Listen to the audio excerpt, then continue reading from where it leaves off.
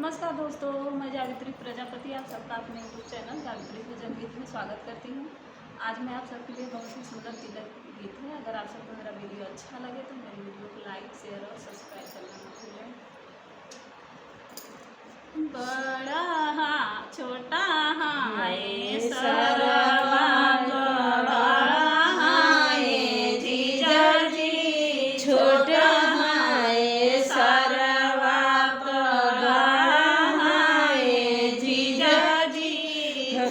हथवा पसार जीजा खलवा थमाई जी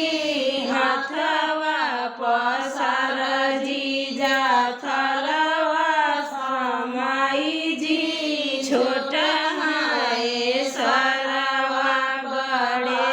हाय जीजा जी छोटा हाय सरवा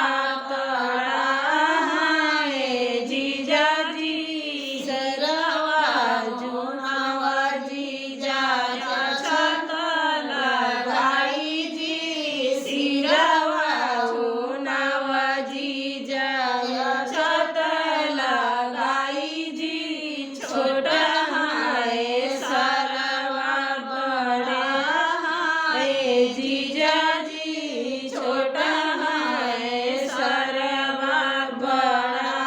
है जीजा जी सिरवा ओ नवा जीजा पहिलाई जी सिरवा ओ नवा जीजा मलवा पहिलाई जी छोटा है सरवा बड़ा छोटा है सरवा बड़ा